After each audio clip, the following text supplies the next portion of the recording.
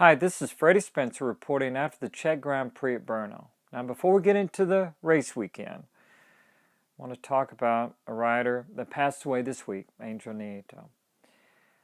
Now, Ángel was a great world champion, 13 world titles, over 16 years of racing at the world level. That's an incredible feat in itself. But he certainly was an inspiration on and off the track for so many young riders. From Spain, of course, and the influence he had there. The fact that after he retired from racing, he got into race management, race team management. And so the support and the inspiration he was for so many young riders in Spain, as well as around the world, was incredible. Now, I had the privilege of getting to see him win races and his last 3 world titles when I came over in 1982. In 82, 83, and 84, he won the 125cc World Championship. And it was amazing to watch him, the way he would manage a race. On days you could clearly see he wasn't at his best that late in his career, but he would will his way to the front, and he would get the race, manage the race so well, and win on that last lap. And I've seen him do that a few times. I got the pleasure of getting to know Ángel all these last years, doing some classic and vintage events. And so it was a real privilege to get to know the man away from the racetrack. He was an inspiration, like I said, for so many young riders, the way he was able to win races on the track, but more importantly, the way he handled himself off the track. So he's certainly going to be missed by motorcycle fans all over the world. So rest in peace, Ángel. Now let's talk about the races this weekend. After the long summer break, well, it was only 4 weeks. I'm sure for some riders it seemed very short. For some, it seemed like it lasted forever. But it was going to be interesting to see who was going to come out of the gate firing.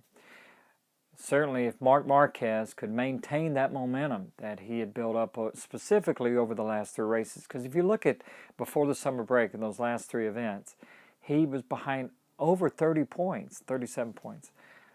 But he was able to make that up with some mistakes by some of the other riders, some struggles by, of course, the championship leader, Viñales, and actually be able to lead the championship going into the summer break.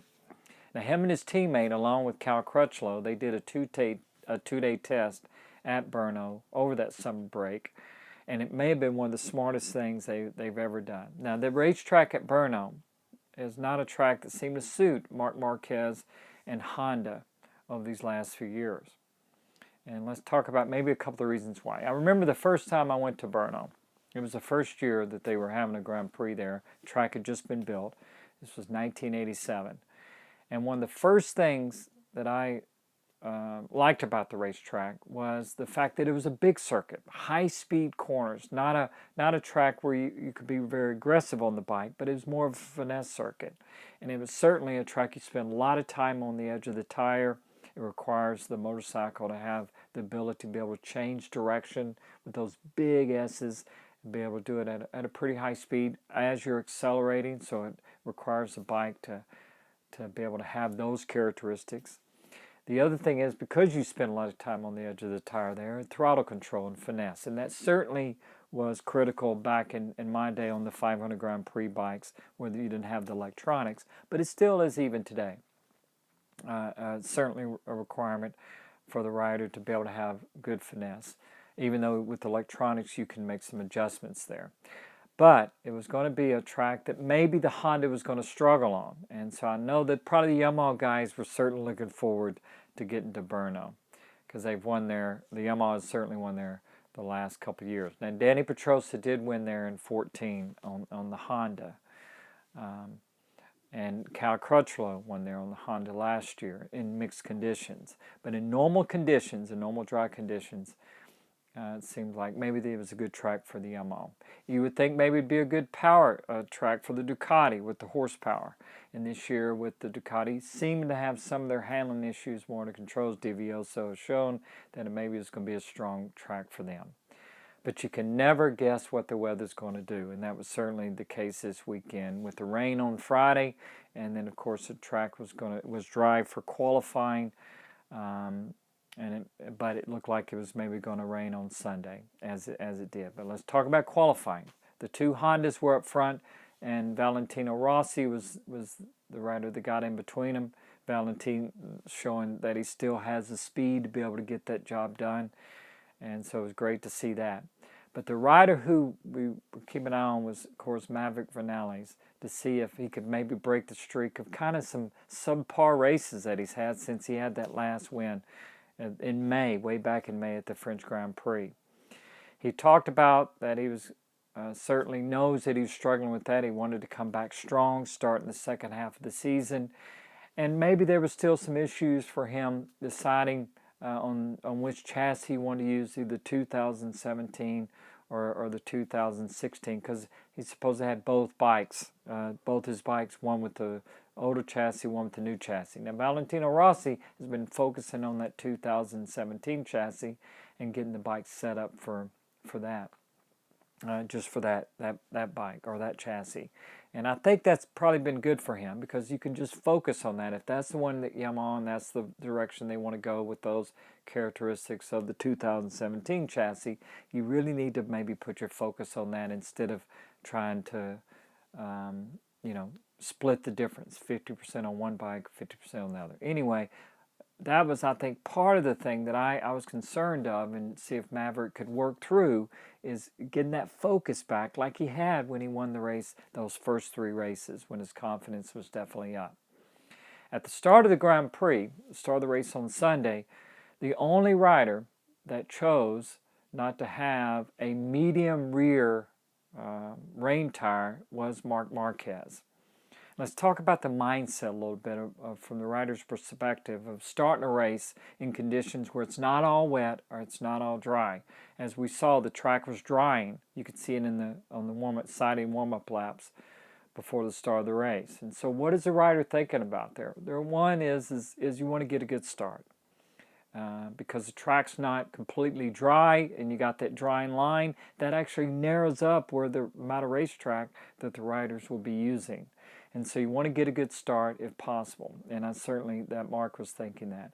The soft rear tire, there was a lot of speculation about why would Mark choose that. Well, I think part of the problem is just the fact of probably getting enough heat in the tire, and maybe a little bit of foreshadowing, thinking about, well, getting a good start with that soft rear tire, maybe you could get up front and then come in the pits. They're, thinking ahead a little bit, that it looks like, because you can see some of the blue sky. We know that they had his second bike already set up with slicks. He was already prepared. Some of the other teams, as we saw in the beginning of the race and when some of the riders were coming in, they weren't so prepared. The Honda team was. And so they really chose that correctly. But I think maybe that was part of some of their thinking. I didn't think after that first lap that if Mark knew how slow he was going to be and how difficult it was going to be from the very beginning, he probably would have chosen to have that rear medium rain tire on. Because after the second lap, he was so far back in the field, he didn't have a choice but to come in. And that choice was the right one, to come in early and to get on his bike with slicks. There was less riders to fool with, if you think about it, in and out of the pits, and he was able to get back on the track. The next lap, most of the front runners came in. The lap after that they did. So in many ways, when he got back on the track, he had a pretty clear racetrack. And he was, and as we saw that third lap when he took the lead, he already had 19-second advantage. So he got in and out of the pits smoothly and was able to make that right choice, even though it looked like at the start of the race, by putting that soft rear rain tire on, it certainly wasn't going to be the choice, the right one, but it worked out for him. Maverick Viñales talked about after the race that he actually, choosing the 217 chassis as where his focus, but he actually went to a setup that was more closer to what Valentino was running. And that was a smart move. So maybe part of his thinking is after he won those three races, he's struggling, is, hey, listen, I'm just going to focus on, what I need to do. I think we're going in the right way. And I think maybe his team and him realized they weren't. They opened up a little bit, like maybe we don't have the right mindset here, going in the right direction, and so they chose what Valentino was running. He was able to finish in third position. I think that's going to benefit him going into this weekend, is getting some of his confidence back and he made that right choice. Dani Pedrosa, another good ride for him. Up front, got in second position. He's just right there every week. And that 150th podium, it shows. Even though he's never won the MotoGP World Championship, and he's obviously been world champion in the smaller classes, 250 and stuff. So he's certainly a great rider. You can't take anything away from him, and shouldn't. So congratulations to him. So that is the race for this weekend. We had Márquez, who's certainly shown that he's maintaining that momentum, and now he's got a 14-point advantage over Maverick Viñales. Valentino Rossi was right there. Dani Pedrosa was right there. Another good ride for Cal Crutchlow on the Honda. So it's going to be interesting going into this weekend if those guys would be up front, or if we saw last year at the track in Austria, the Ducatis were able to dominate. Jorge Lorenzo, I believe, is going to be strong this weekend. And if he's going to win the first time on a Ducati this year, or have a chance, I think, to win any race, unless the conditions are otherwise, it might be this weekend in Austria. I'm looking forward to this weekend. I hope you are too.